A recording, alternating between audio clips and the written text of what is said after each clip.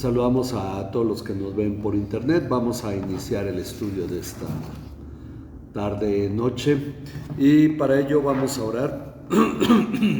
Para empezar, ¿a quién le gustaría orar? Yo. Ok, adelante. Padre, te damos gracias por esta noche, te pedimos que nos cuides ahí, te pedimos que la clase de hoy sea de edificación para nosotros, que podamos aprender más acerca de tu palabra y también te pedimos que cuides a los hermanos que puedan venir aquí y tengan ganas de querer aprender acerca de ti. En el nombre de Cristo Jesús, amén. Amén. Bien, hoy vamos a la lección 36 del Evangelio de Juan. Vamos a ver los pasajes. El pasaje de Juan 16, del 1 al 23. Juan capítulo 16, del 1 al 23. Ya estamos entrando a los últimos capítulos de este Evangelio. Juan 16, del 1 al 23. Vamos a leer un versículo cada quien. Empezamos.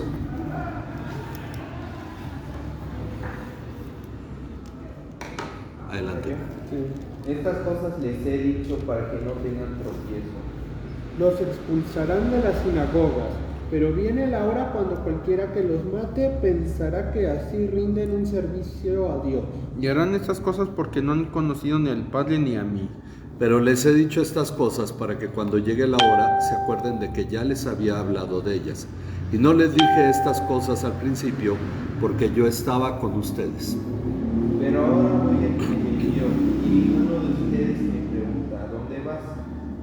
Pero porque les he dicho estas cosas, la tristeza ha llenado su corazón. Pero yo les digo la verdad, les conviene que yo me vaya porque si no me voy el Consolador no vendrá a ustedes, pero si me voy se lo enviaré. Y cuando Él venga, convencerá al mundo de pecado, de justicia y de juicio. De pecado porque creen en mí. No creo.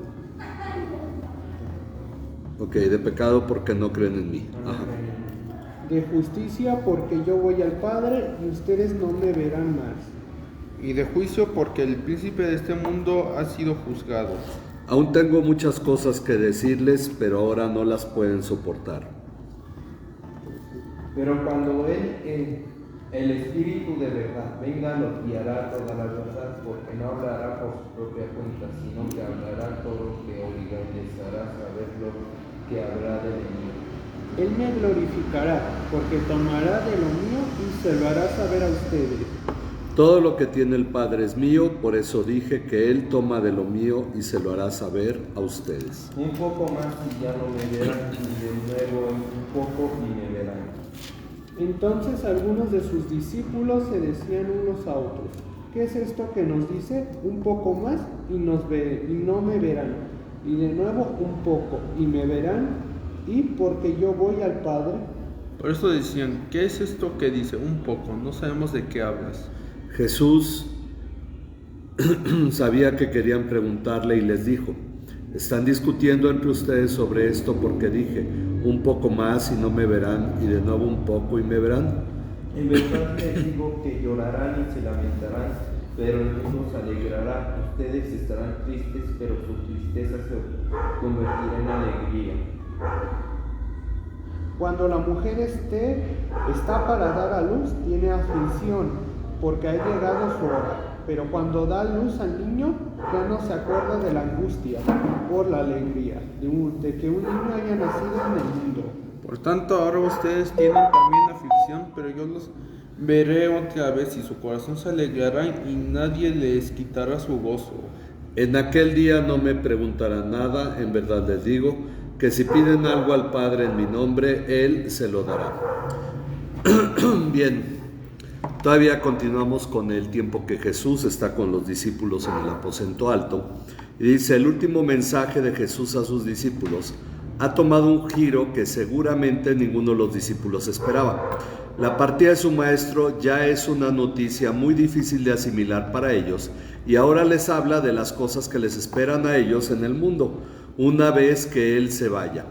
Esto no luce muy bien como un mensaje de despedida, y seguramente Jesús está al tanto de eso, pero aún así es directo con ellos sin ocultar el precio que se debe pagar por seguirlo. Y en medio de todo esto les recuerda que no estarán solos. Él pedirá al Padre que envíe al Espíritu Santo. Él mismo estará con ellos, pero es claro que ellos no volverán a ser los mismos.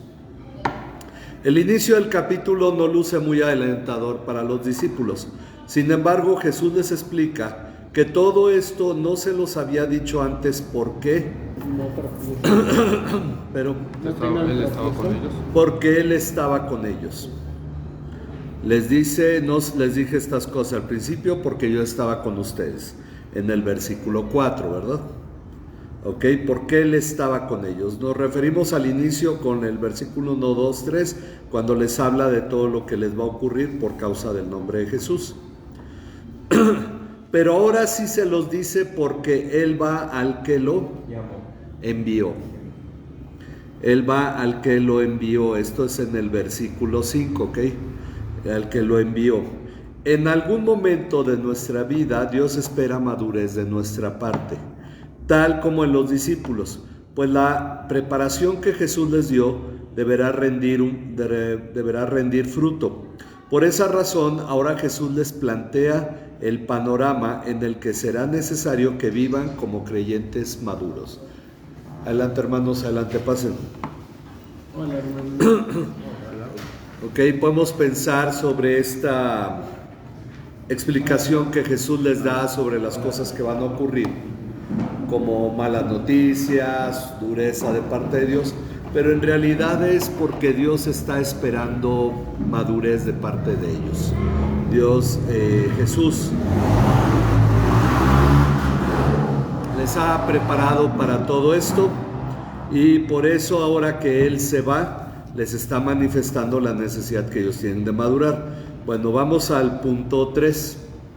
Dice, ahora ya les ha dicho a dónde va. Respondiendo a la pregunta de Pedro, si recuerdan, él hizo esta pregunta. Vamos a ver Juan 13:36, hermano Rudy. Juan 13:36. Y luego la pregunta de Tomás en Juan 14:5. Ok, vamos a Juan 13:36. Le dijo Simón Pedro, Señor, ¿a dónde vas? Jesús le respondió, a donde yo voy no me puedes seguir ahora, mas me seguirás después. Ok, Pedro le pregunta a dónde vas y después le dice, de hecho, ¿por qué no puedes seguirle, verdad? Luego Tomás hace otra pregunta semejante en Juan 14:5. Le dijo Tomás, Señor, no sabemos a dónde vas. ¿Cómo pues podemos saber el camino? Ok, Pedro le preguntó a dónde vas. Tomás dice, nosotros no sabemos. Jesús les dijo, conocen el camino. Y él pregunta, no sabemos a dónde vas. Bueno,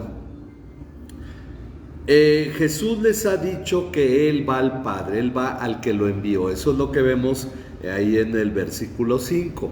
Él responde a la pregunta que ellos le han estado haciendo, que Él ha ido respondiendo. Él va al Padre, Él va a prepararles un lugar en la casa del Padre. Les dice a dónde va. Ahora, Jesús entonces ha respondido esa pregunta. Dice, pero ya ninguno de ellos le pregunta a dónde vas. Más bien debido a lo que les ha dicho, ¿qué es lo que ha pasado? La tristeza ha llenado su corazón.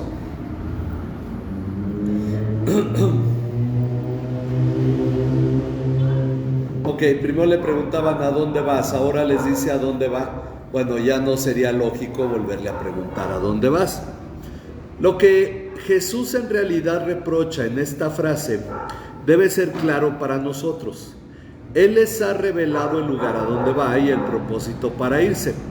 Ellos, en lugar de manifestar curiosidad y emoción por la casa del Padre, por el Espíritu Santo, cómo se manifestará, cómo dará testimonio y cómo se espera que ellos den testimonio, lo que hacen es sentirse tristes. Es decir, más que Jesús de decir no me preguntan a dónde voy, sino que se está refiriendo, y ya no me hacen más preguntas, Señor, ¿y cómo es esa casa? ¿Cómo es el espíritu?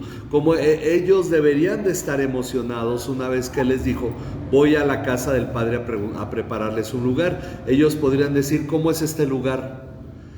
Cuando les dice, enviaré el Espíritu, bueno, pero ¿cuál es la obra del Espíritu? ¿Cómo se va a manifestar? Él va a dar testimonio, les dice Jesús. ¿Cómo lo va a hacer?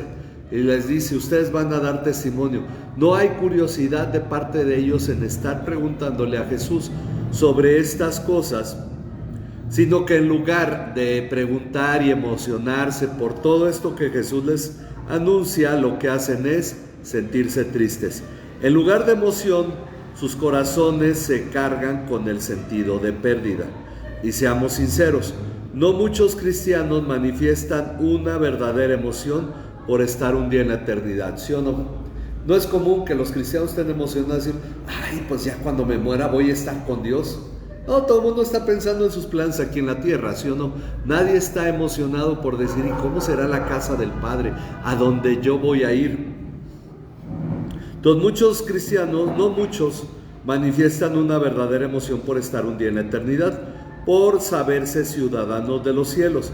La realidad es que no somos muy diferentes a los discípulos en ese momento, donde se esperaría de ellos más curiosidad por todo lo que Jesús les está anunciando. Pero Jesús debe encauzar el sentir de ellos, Él no los deja sintiéndose como están. Por eso les dice, pero yo les digo la verdad, les conviene que yo me vaya. Por eso Él tiene que enfocar el corazón de ellos. Porque si no me voy, el Consolador no vendrá. ¿Ok? Si no me voy, el Consolador no vendrá. Por eso ellos deberían ahora de empezar a animarse. Jesús los está animando diciéndoles, les va mejor si me voy que si me quedo. Ahora, no que esté dando la opción de quedarse, pero lo que les está diciendo es que lo que les está anunciando es motivo más de alegría que de tristeza, porque si Él se va a venir el Consolador. Ahora, el Consolador, si no me voy, el Consolador no vendrá a ustedes, pero si me voy, se lo enviaré. Ahora, no es que el Espíritu Santo no solo no vaya a venir si Jesús no lo envía. Dice, la venida del Espíritu Santo no es solo cuestión de solicitar su venida. Detrás de las palabras de Jesús está toda la obra de salvación. Miren, veamos cómo lo explica Hendriksen. Él comenta, ahora bien, el Espíritu Santo es aquel cuya misión especial es aplicar los méritos salvadores de Cristo al corazón y a la vida de los creyentes, como lo enseña Romanos 8 y Gálatas 4 del 4 al 6. Pero el Espíritu no puede aplicar estos méritos si no hay méritos que aplicar. Es decir, si Jesús no muere en la cruz, el Espíritu Santo no tiene ningún papel que desarrollar en nadie, porque no hay salvación. Si Jesús no va a la cruz y muere y resucita, entonces no hay nuevo nacimiento. Los cristianos no existiríamos como cristianos, seguiríamos siendo personas comunes del mundo, ni aún los mismos judíos que se convirtieron a Cristo serían cristianos. No habría gente salva en la tierra si Jesús no va a la cruz y muere y resucita. Por eso el Espíritu Santo viene a morar en las personas, ¿cuándo? Hasta después de la resurrección de Jesús. ¿Ok? Por eso es necesario que Jesús se vaya. Dice, por esa razón el Espíritu es enviado después que se ha realizado la obra redentora de Cristo, que traerá el nuevo nacimiento para ser sellados por el Espíritu Santo, quien permanece en nosotros. Una vez que hay nuevo nacimiento, porque ya Jesús murió en la cruz, el Espíritu Santo viene a realizar su obra. El Espíritu Santo, de hecho, es el que obra en nosotros para fe, para creer, para ser salvos. No sé si hay preguntas en esto. ¿No? Que dice, por esa razón, lo que Él hará cuando venga es convencer al mundo.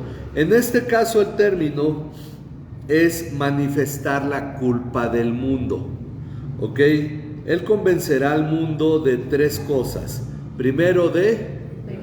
de pecado.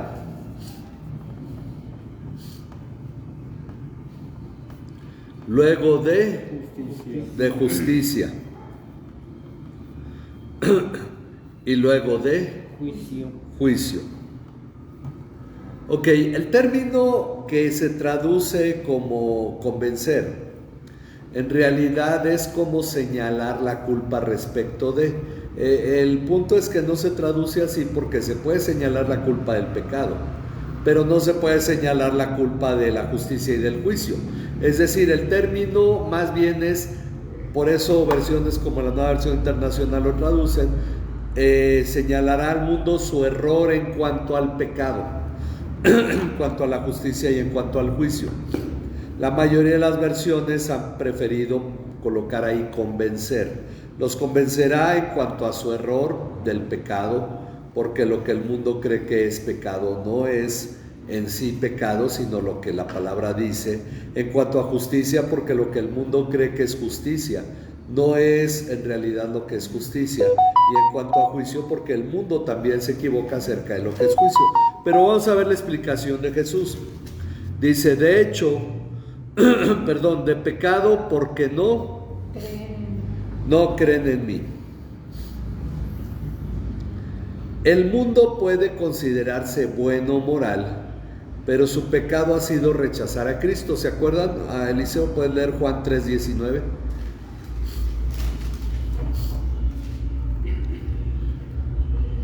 Y este es el juicio, que la luz vino al mundo y los hombres amaron más las tinieblas que la luz, pues sus acciones eran malas. Ok, de hecho aquí menciona el juicio y menciona el pecado. Sus acciones eran malas. El pecado del mundo se manifiesta no en que le falte a Dios, no en que se porte mal, en que no pida perdón, no. Se manifiesta en una sola cosa: no ha creído en Cristo. Ok, ese es el pecado del mundo. Todo aquel que no cree en Cristo ha rechazado a Cristo, y como hemos visto ya en otros pasajes, quien rechaza a Cristo hace a Dios mentiroso. Bueno, el pecado del mundo es no creer en Jesús. Ahora, de justicia dice, porque yo voy al Padre, y ustedes ya no me verán más. Ok, ¿qué tiene que ver esto con la justicia? Bueno, ir al Padre significa que Jesús ha muerto en la cruz, manifestando así su justicia por la cual somos salvos. Vamos a ver 2 de Pedro 1:1. 2 de Pedro 1:1.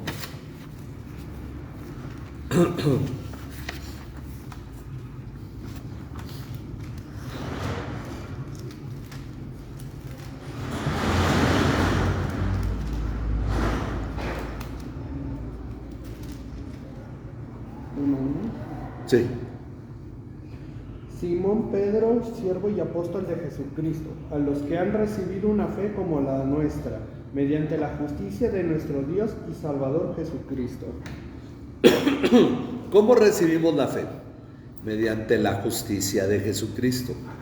La justicia por la cual somos salvos se establece por el hecho de que Jesús, después de morir y de resucitar, va a la presencia del Padre, y entonces se hace manifiesta la verdadera justicia, que es la de Jesús. El mundo toma como justicia otro tipo de cosas, pero la justicia, la única que en realidad cuenta, es la justicia de Jesucristo.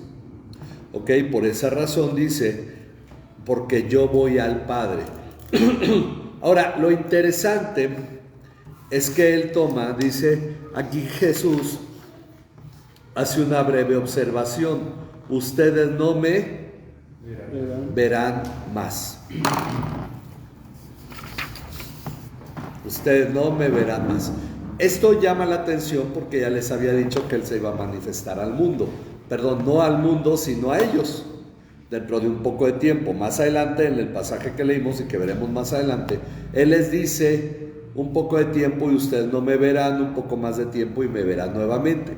Ok, aquí cuando dice no me verán más, la relación de ellos será ahora meramente espiritual, es decir, ya no lo verán como ahora lo están viendo en ese momento. Ok, ya aclararemos cuando lleguemos unos versículos más adelante ahorita.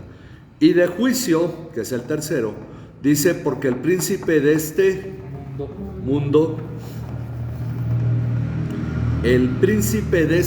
recuerden que jamás dice el príncipe del infierno. El príncipe de este mundo ha sido juzgado. La relación del diablo con el infierno es parte de la mitología griega, no de la Biblia. Entonces, el diablo tiene relación con este mundo de acuerdo a la Biblia. El príncipe de este mundo ha sido juzgado. ¿Qué dice Juan 12:31?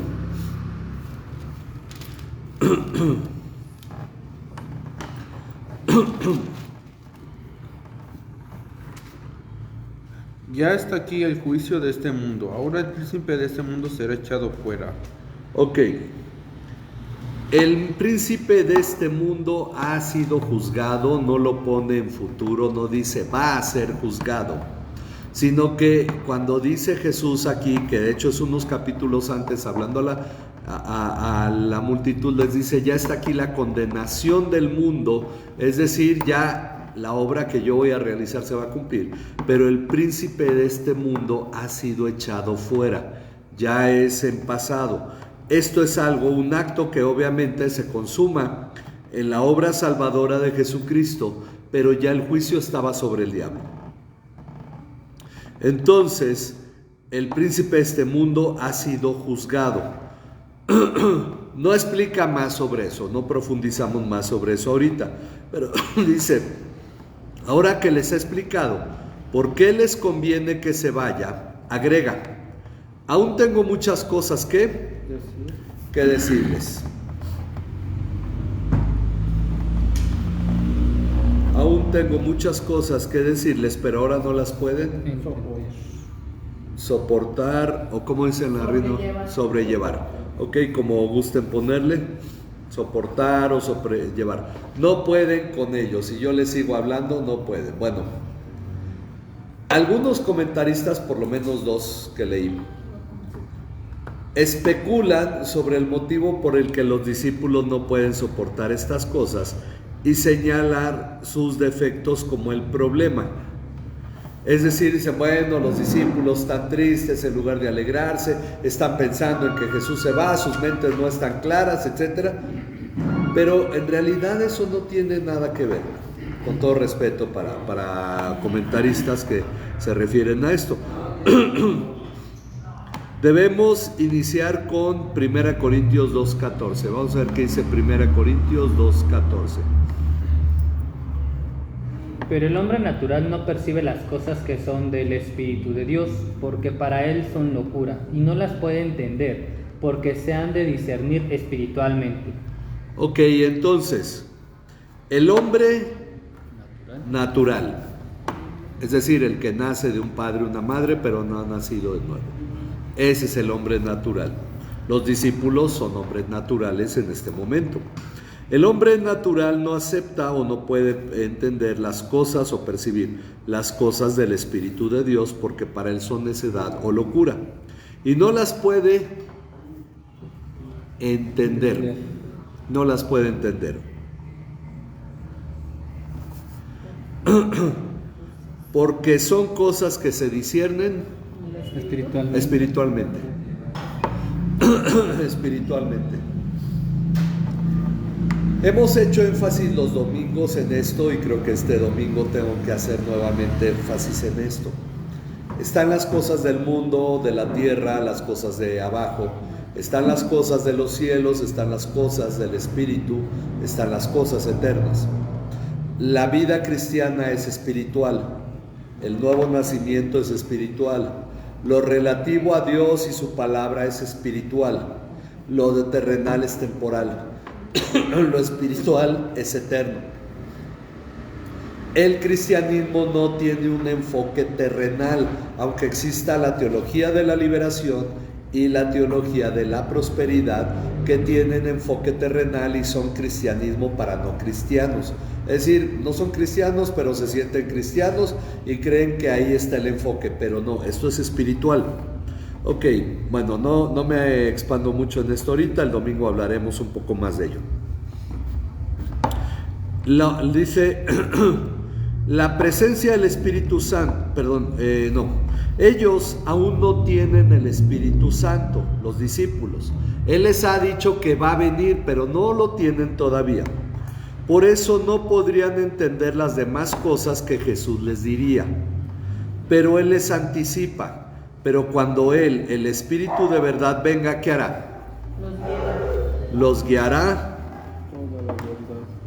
a toda la verdad. Ok, cuando Él venga, cuando Él, el Espíritu Santo, el Espíritu de verdad, venga, los guiará a toda la verdad.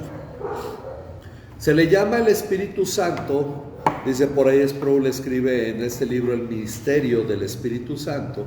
¿Por qué si el Padre es santo, el Hijo es santo, al Espíritu es al que se le llama santo? Y entonces él dice, no es que ni el Hijo ni el Padre estén exentos de santidad, es que el papel del Espíritu Santo es santificarnos, por eso es llamado el Espíritu Santo. Aquí el papel del Espíritu es enseñarnos la verdad, por eso su nombre aquí es el Espíritu de verdad. Ok, Él nos guiará a toda la verdad, es decir, la presencia del Espíritu Santo en los discípulos y en todo aquel que ha nacido de nuevo es lo que hace la diferencia. Es decir, ¿por qué somos diferentes a las demás personas? Porque el Espíritu de Dios está en nosotros obrando, en los demás no. Y es de este modo que a través de ellos, de los discípulos, el Espíritu aún nos dará más de 2 decenas de libros, es decir, más de 20 libros con aquello que seguramente Jesús deseaba decirles esa noche. Tenemos las cartas de Pablo. Después de Juan, tenemos otros 23 libros, además de los 4 evangelios. Y obviamente Juan fue de los últimos que escribió el evangelio. Pero además de que esa noche el Espíritu es anunciado que va a venir a ellos después, por lo menos el que no está presente ahí es Pablo y escribe más. Pero Pedro, Juan mismo escribe este evangelio. Está Pedro que escribe 2 cartas, está Mateo que escribe un evangelio. Entonces ellos van a hablar de las cosas que seguramente Jesús quería decirles esa noche, pero ellos no lo iban a entender. Entonces, por eso, ellos no pueden sobrellevar más enseñanza. Miren, vamos a ver, dice, bueno, el punto 13. Y es que el Espíritu Santo, al igual que Jesús en su ministerio, no hablará por su propia cuenta. Ok, ¿en qué versículo vamos? Vamos en el 13, ok. Él no hablará por su propia cuenta. Esto es un punto muy interesante, sino que hablará todo lo que oiga. Del mismo modo que Jesús habló lo que escuchó del Padre. ¿Se acuerdan que Él dijo, yo no hablo de mí mismo, las palabras que les hablo es lo que he oído del Padre? Este es lo mismo con el Espíritu Santo. Dice, de este modo les hará saber lo que habrá de venir. Ya están los mosquitos atacando. Si no, para el siguiente bajamos radiolitos. No, ya no queda mucho. Ya, para el siguiente miércoles, si Dios nos permite, el siguiente miércoles ponemos ya un radiolito aquí. Aunque dicen que viene una super huracán, ¿no? Está más anunciado que realidad. Esperemos que sí llegue y que equilibre el clima. Bueno, ok, de este modo Él les hará saber lo que habrá de venir. El Espíritu no habla de su propia cuenta, Jesús no habló de su propia cuenta, todo proviene del Padre. Ahora, contrario a lo que muchos cristianos piensan, el Espíritu Santo no buscará su propia gloria, al igual que Jesús no buscó la suya propia, sino que buscó la gloria del que lo envió. Miren, vamos a leer Juan 7, 17 al 18. Juan 7, 17 al 18.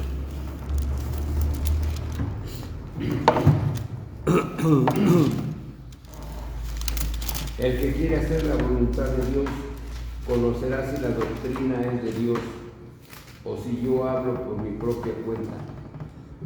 El que habla por su propia cuenta, su propia gloria busca, pero el que busca la gloria del que le envió, Este es verdadero y no hay en él injusticia. Ok, entonces Jesús, aunque con un juego muy amplio de palabras, nos está diciendo que la gente se va a dar cuenta si en realidad de lo que está hablando es del Padre o solo de Él. El que quiera hacer la voluntad de Dios va a decir, esto sí viene del Padre. Porque el que habla de su propia cuenta busca su propia gloria, pero el que busca la gloria del que lo envió, entonces entendemos que Jesús no busca su propia gloria, busca la gloria del Padre y dice, este es verdadero. Por eso les dice, Él me glorificará porque tomará de lo mío y se lo hará saber a ustedes. Dentro de todas las ideas equivocadas que se han generado, yo recuerdo una plática con una hermana de otra iglesia que decía que como el culto lo habían empezado a hacer más corto porque era mucha gente y de un culto hicieron dos, el pastor les había dicho que una noche el Espíritu le dijo, a mí me dan mi gloria completa, no me la dividen en dos cultos, quiero mi alabanza completa. Entonces yo me quedé pensando, me acordé de este pasaje, porque en realidad ¿de quién busca la gloria el Espíritu Santo? Del Padre. Entonces le digo, bueno, pero ahora que dividieron el culto va menos gente en total, ¿no? Dice, no, sí ha bajado la asistencia, le digo, y seguramente hay menos dinero, por eso el pastor sacó esto para decir, tenemos que volver a hacer el culto grande, ¿no? Pues hay que tener un argumento para dar marcha atrás. ¿Y cuál es el argumento? Que Dios le dijo que había que volver a hacer el culto grande y no señalar que era un error. Entonces es una forma de jugar con el nombre de Dios muy, muy peligrosa. Pero muchos piensan que realmente el Espíritu Santo viene buscando su propia gloria. Jesús dice, Él me glorificará a mí. Jesús glorifica al Padre, todo viene del Padre. Hay a veces mucha confusión sobre la Trinidad, pero en este caso vemos esta relación, esta interacción entre la Trinidad. El Padre le dice al Hijo qué decir y el Espíritu Santo recibe del Hijo lo que debe decir, porque dice, así introduce un principio en la relación entre Él y su Padre para que los discípulos entiendan a lo que se refiere. Todo lo que tiene el Padre es mío. Por eso dije que Él toma de lo mío y se lo hará saber a ustedes. Lo que tiene el Padre es del Hijo y el Espíritu Santo nos lo revela. Ok, como dice ahí en 1 Corintios 2:10, que el Espíritu nos revela aún lo más profundo de Dios. Bueno, a partir del versículo 10 en adelante, creo que es el 11. Bueno, entonces, esta es la relación. El Padre da al Hijo el mensaje y del Padre y del Hijo viene el mensaje que da el Espíritu Santo. El Espíritu no habla en su propia cuenta. El Espíritu da este mensaje porque busca la gloria del Hijo y del Padre. Y el Hijo dio el mensaje que el Padre le dio porque buscaba la gloria del Padre. Todo deriva en buscar la gloria de Dios. Ahora nosotros debemos hablar a la gente buscando la gloria de Dios. Más que la conversión de las personas, debemos buscar la gloria de Dios. Porque de la conversión de las personas se encarga Dios. Entonces el propósito de nuestro mensaje principalmente es glorificar a Dios. Y ahora vamos en el 16, ¿verdad? Y ahora Jesús vuelve al tema del 14:19. Vamos a ver Juan 14:19. ¿A quién le tocaba? Adelante. Todavía un poco y el mundo no me verá más, pero vosotros me veráis, porque yo vivo, vosotros también viviréis. Ok, un poco más, el mundo no me verá más, pero ustedes sí, ustedes me verán. Aquí les repite nuevamente esto, que estamos en el versículo, ya es el 14, ok. 15. Ah, sí, sí. No, es el 16 de hecho, ¿no? 16. Ya vamos en el 16, ok, aquí les dice, un poco más y ya no me verán. Y ya no me verán. Y de nuevo un poco y me verán. Entonces uno dice, bueno, no anteriormente dijo de justicia porque yo voy al Padre y ustedes no me verán más. Por eso hablamos de que en ese caso se refería a no me verán físicamente. Pero entonces se les dice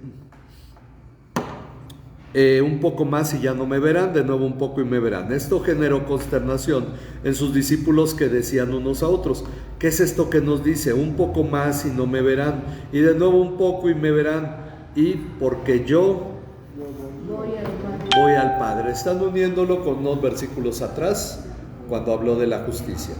No me verán más porque yo voy al Padre. ¿Qué es esto que dice un poco? No sabemos de qué habla. Ya los discípulos empiezan a reaccionar, manifestando confusión. Jesús es consciente de su duda.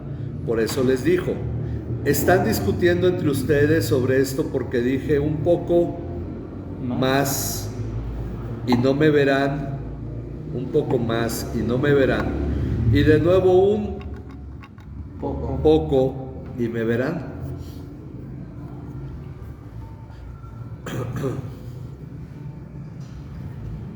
En verdad les digo que Él les va a explicar a qué se refiere.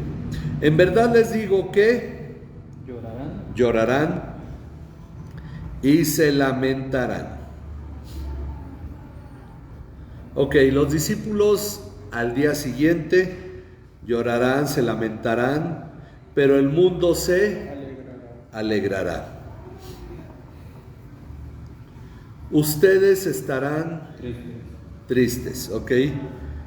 Llorarán y se lamentarán, pero el mundo se alegrará. Ustedes estarán tristes, pero su tristeza se convertirá en alegría.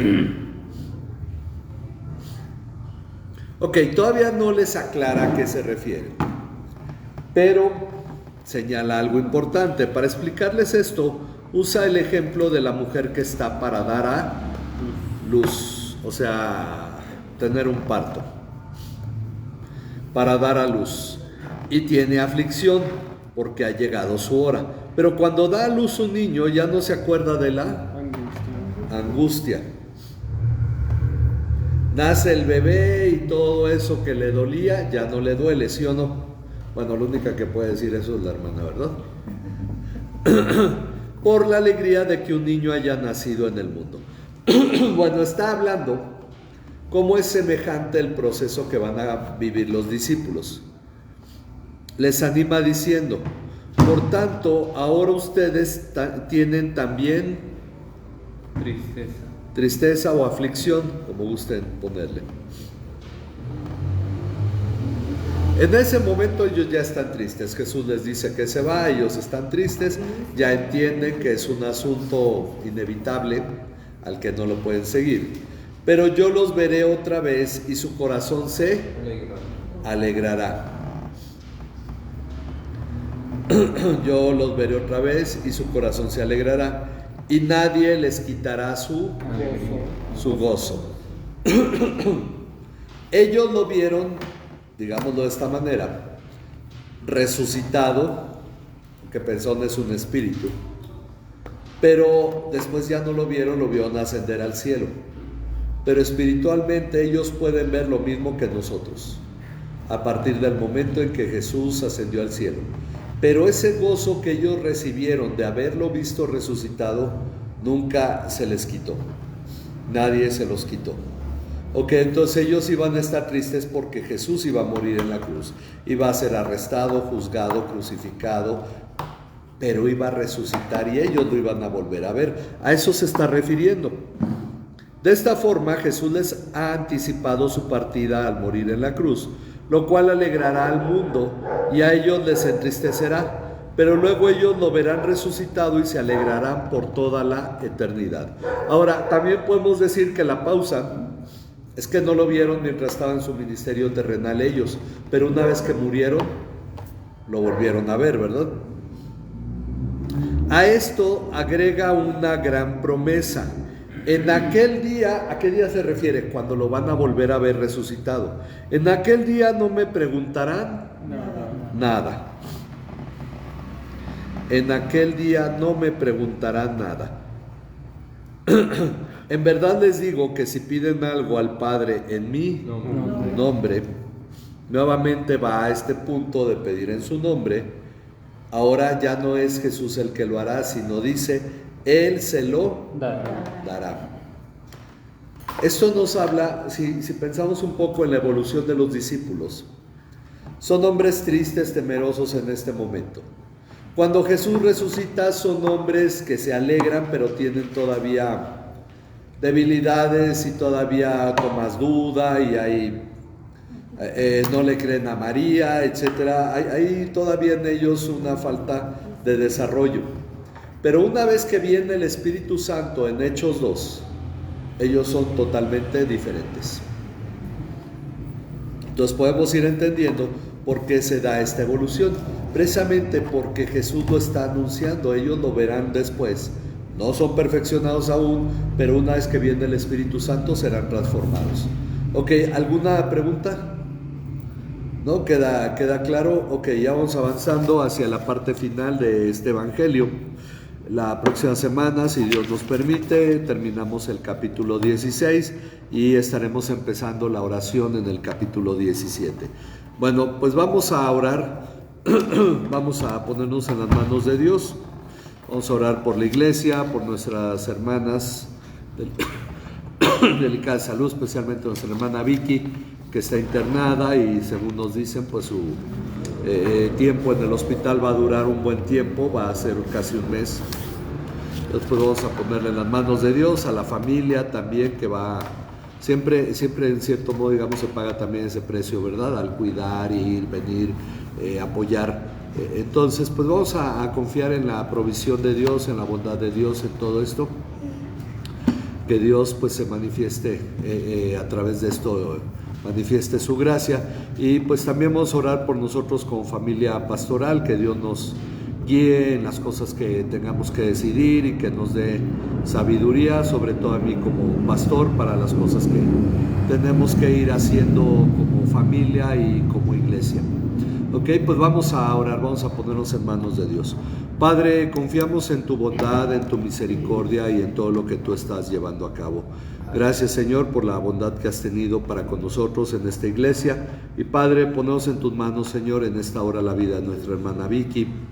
Señor, te pedimos que tú sigas haciendo tu obra en su vida, en su salud, Señor, en toda la familia, así como has estado trabajando en nuestra hermana Betty y sigue también fortaleciendo el corazón de ella, Señor. Fortalece, Señor, la salud de cada una de nuestras hermanas que está delicada de salud, Señor. Sigue trabajando, Señor, en sus necesidades, Padre, en esta cita que necesita nuestra hermana Valeria, quien ponemos en tus manos, Señor, para que tú también sigas manifestándote en ella, en su vida, en nuestra hermana Emi, también nuestra hermana Félix, Señor, en cada uno de nuestros hermanos que esté delicado de salud, sobre todo por la gripa, Padre. Sigue haciendo tu obra, Señor, síguenos guiando aquí como iglesia, Padre, como pastor, Señor, y a nosotros como familia, en todas las cosas que tenemos que hacer nosotros, Señor, y en lo que necesitamos tu dirección, Padre. Gracias por todo tu cuidado, Señor. Bendice tu obra, Señor. Bendice a cada uno de los que están presentes, Señor, en esta transmisión, Señor, que aunque la vean posteriormente, Señor, sea para edificación de sus vidas. Gracias por toda tu bondad, en el nombre de tu Hijo Jesucristo. Amén. Amén. Gracias a cada uno de los que nos ven por internet. Dios los bendiga y a cada